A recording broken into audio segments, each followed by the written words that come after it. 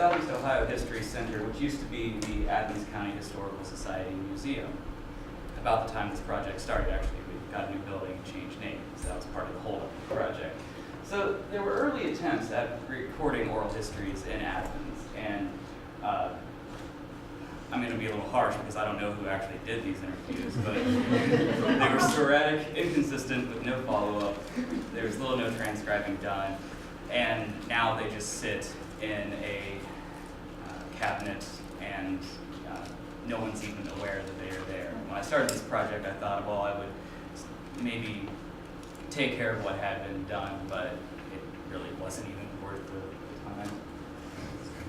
So I graduated from Kent State with a master's in history last year. I actually studied the Ohio National Guard from Civil War to the Spanish-American War, so it's a little out. Vietnam is a little out of my element, but I have a military history background, and I've always been interested in oral history. So I attended the Ohio Humanities Oral History Institute, and for this project received a grant from the Ohio Humanities, which was great for getting started.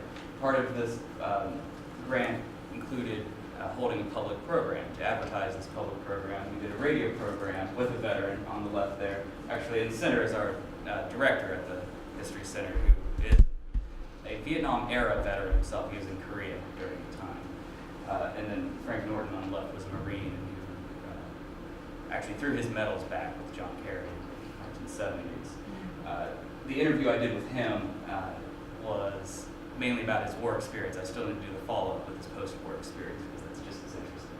But this radio program promoted the project and our public program. So our public program was held in January of this year, and for being about 10 degrees out, we had 20 people come. So I was happy with that.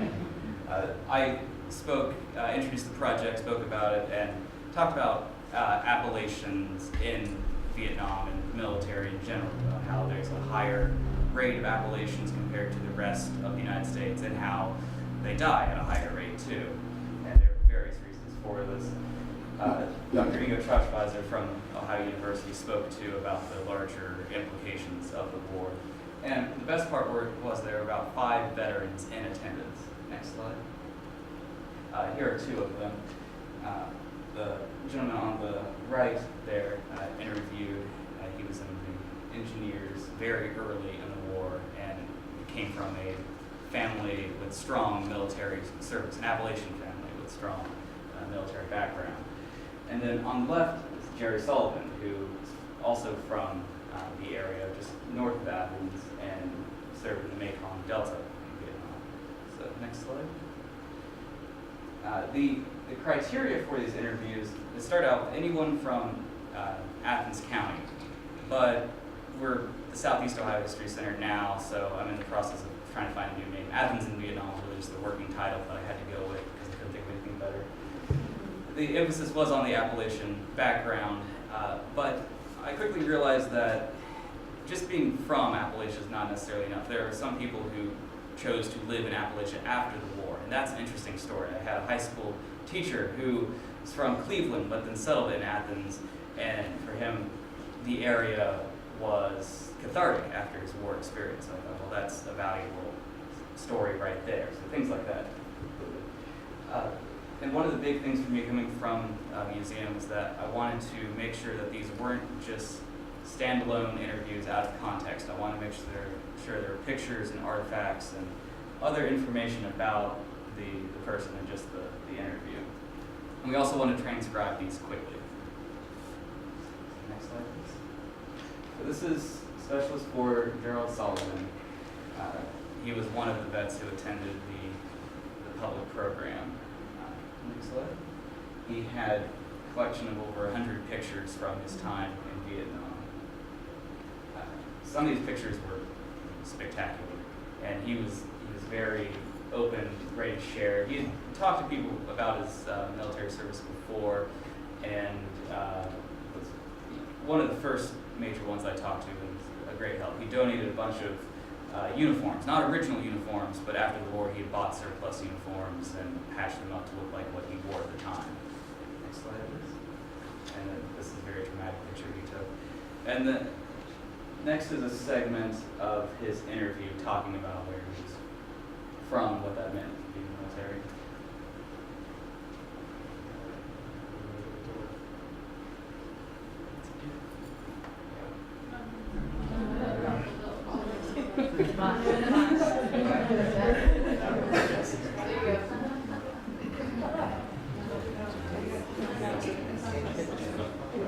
No, because the space bar will make it go to the next slide, but if you click.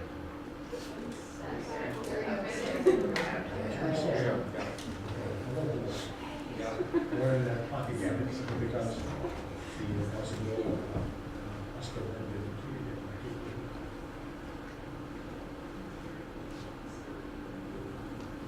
I was in the Army in Mekong Delta, like I was like 68, 69.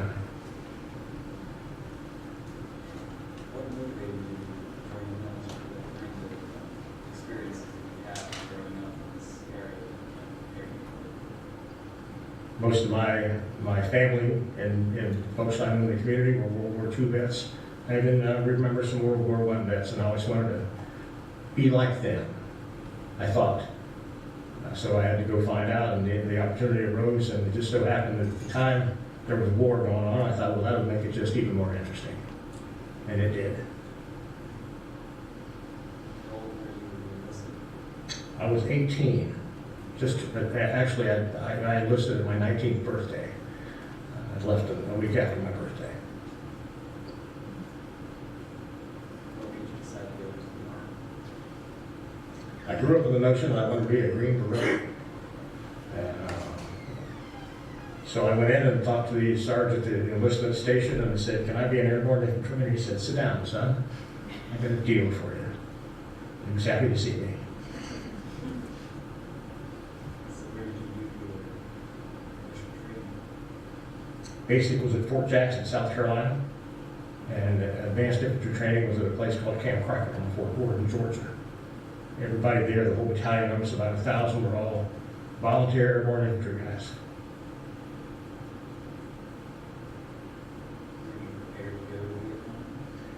I think at the time I was thinking that had I not made it to Vietnam, I would have been disappointed. I had to see what it was about. It was a great adventure. We grew up reading They Were Expendable and great World War II novels, and being around guys with larger than life personas. I think, yeah, I want to see some of that. It was a natural thing to do.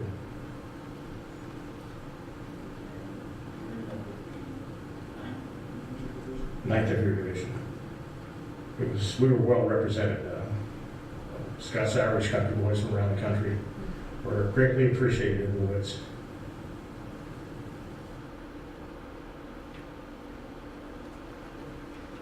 Jerry ended up being, like I said, one of the first interviewees that I had, and got me into contact with so many other veterans, some that I'm still following up on now, which was such a lucky break, because at first it was very hard to find veterans. I started out with people I knew, some that I had known growing up, and they were happy to help me because they knew me, but some of them were really not comfortable talking about the war. There was one interview that only lasted about a half an hour, and it was really the most uncomfortable thing I've ever been a part of, because I kept asking questions, and you could tell just the body language that he really didn't want to talk about it. So we ended up talking about his life after the war, what he's done to help other veterans, but he's one of those who doesn't really see himself as doing anything important. He doesn't want to talk about it. So Jerry was a great help.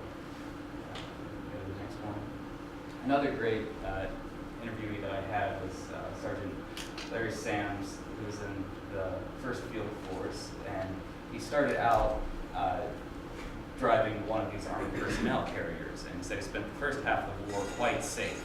I mean, the Viet Cong had really nothing that could touch one of these.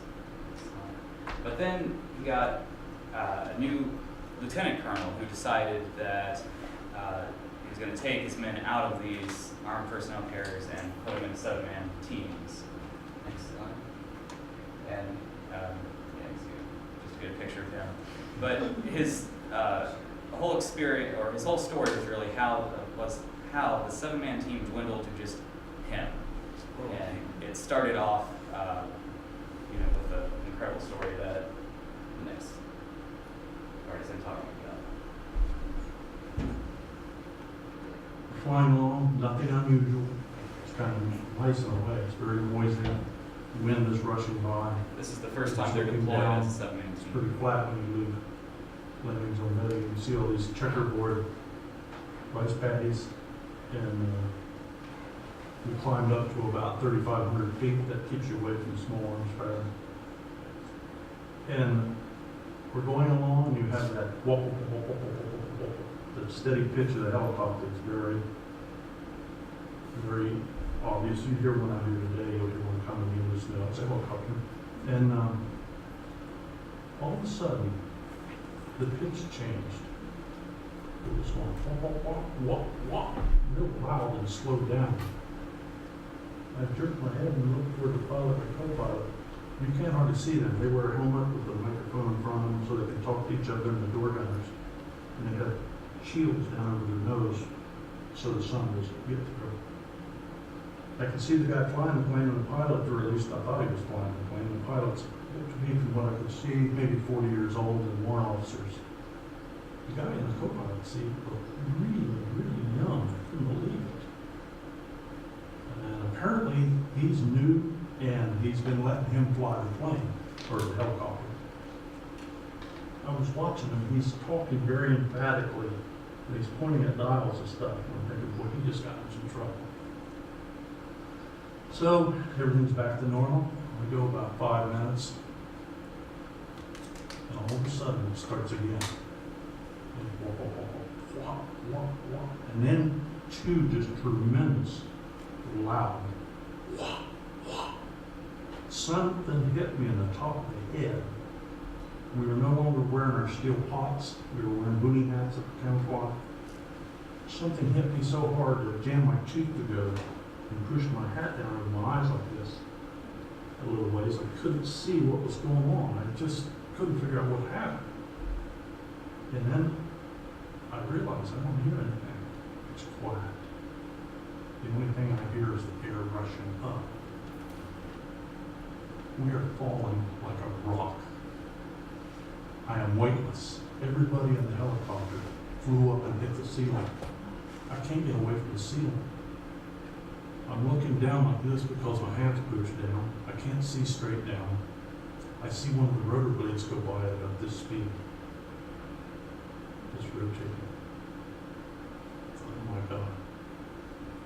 I'm looking down and I can see the trees and they're getting bigger. They're coming up. I'm thinking I got about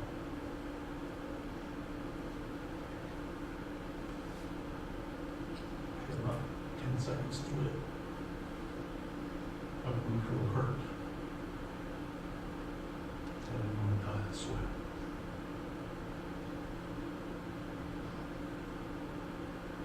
And then like sweet music, I hear that turbine engine starting up. But we're still falling. But we're falling slower. And I just float down off the roof. I start to go out the door.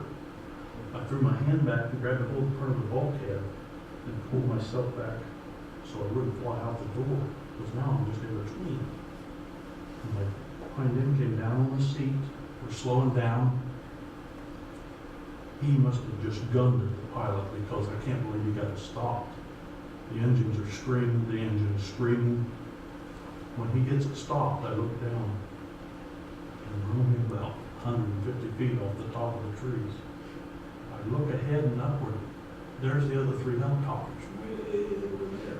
And there's that missing space where we were. Oh my gosh. We slowly climbed back up to about 2,000 feet, and then we were at the artillery base. We landed, the other helicopters landed. They were going to different places. And it was pretty exciting. The door gunner grabbed a hold of my arm before we even got down. He rides on this helicopter every day. That's his job. He was scared to death. he flipped his visor up and he looked at me and he mouthed, "Wow, that was close." He was scared, and I realized how bad it was. I knew it was bad, but he was scared to death. So Larry is actually a great storyteller, so that helped a lot. I was so mesmerized by this interview. I had bruises on my shins afterwards, or my kneecaps, where I was gripping my knees the whole time. Next slide, please. So as you could tell maybe from the first interview, the audio quality for the interviewer is a little bad. So I'm working on that so you can tell what the questions are that are asked. Some of the interviewees are good about restating the question, some are not. I have an intern working with me actually on this. He's giving background information about the veterans, about the unit they were in, that sort of thing. I'm working on trying to find veterans from more of the Southeast Ohio region. Like I said, it's Appalachian oriented, but it started out in Athens and still been very limited. But I've had some interest from people outside of Athens County, which is great. It's just finding the time to schedule it and everything. Next one, please. And then my end goal has basically from the beginning been to make this available to researchers. So I want to put it on Ohio Memory, and I'm working with Ty and Lily on doing this.